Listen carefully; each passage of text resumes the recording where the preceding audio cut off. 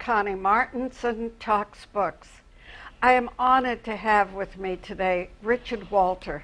He is, let me say, the expert, the guru, and that's the title of his book, Essentials of Screenwriting.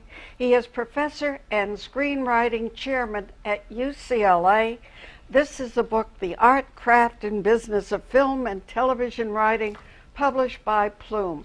Welcome, Richard. Thank you. Thank you, Connie. And the funny part is this is a funny, delightful book. Thank you. Including some of the stories here that are, true but funny, as well as learning about having, the character you write should have an identity. Yes, indeed. Yes, indeed. I think all screenplays, indeed, I think all art, even paintings and sculpture, are ultimately a portrait of the artist who created it. Yeah. And it should have, identified screenplay, that it is integrated all the way through. Yes, integration is the key, and by that I mean simply that every sight and every sound, and writers need to recognize that that's what a screenplay is. It's just an elaborate list of sight and sound. I can't tell you how many times I read language in screenplays that violates that. Words like realizes, remembers, feels, and so on. So you got to remember, it's just sight and sound.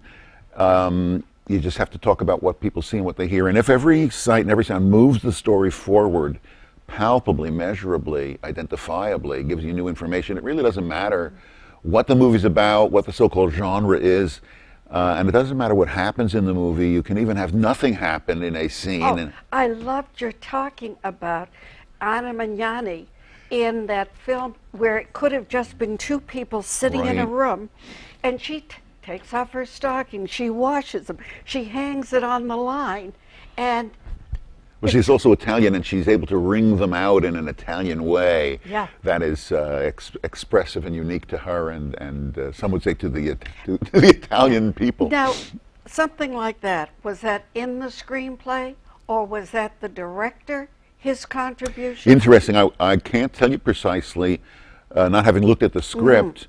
My guess is that that was in the script. However, that because of everything else that's going on, she's in a room that has a sink in the room, and it tells you about the low level of her economic station and so on. But the notion, drama, the word drama comes from the ancient Greek word meaning to do. It doesn't mean to talk. And you got to give the actors stuff to do. There's a scene that you remind me of a scene I also discuss where in an MGM classic, Young Edison, with Spencer Tracy, my favorite actor. I'm giving away my my years. Where he and his wife are discussing the next scene where he's going to negotiate with the board of directors of the New York Stock Exchange the sale of the rights to the patent for the stock exchange, and they're talking about how much he should ask for, and is it too much, is it too little, and so on. But she's fixing his tie throughout that scene. And there's great tension in that. In other words, the action does not need to be shooting and looting and car crashes and stuff like that. Although that's okay. There's a lot of that stuff that goes on, even in the classics.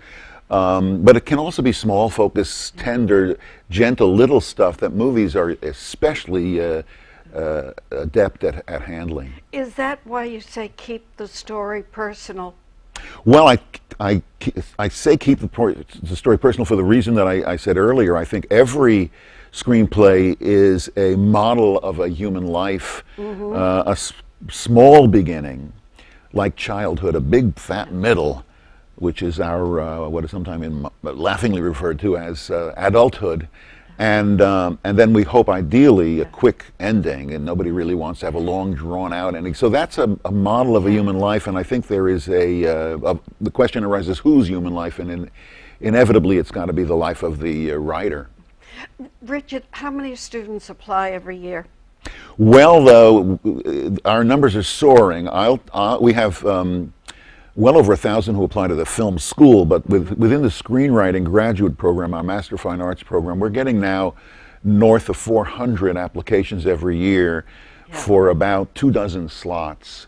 And these are very good applications. It's a daunting enterprise to fill out the application. A lot of self-selection goes on. We don't get many applications that aren't serious. We actually are in our committee that, that evaluates these applications actually jumps for joy when we get a really, really bad one that we know we can just dismiss, because we only see about 8 or 10 of those. Otherwise, we'll see hundreds and hundreds of qualified applications, and from those we'll get it down to 100 and then maybe interview about half of those people and disappoint half of those people. So it's quite a blessing, because we get to work with such good writers, but it's not a pleasant experience to be turned away from a program. Over the years, you have had many students who have won Oscars, who have won Emmys, but you do talk about one who went with a spec script to Who's the Boss?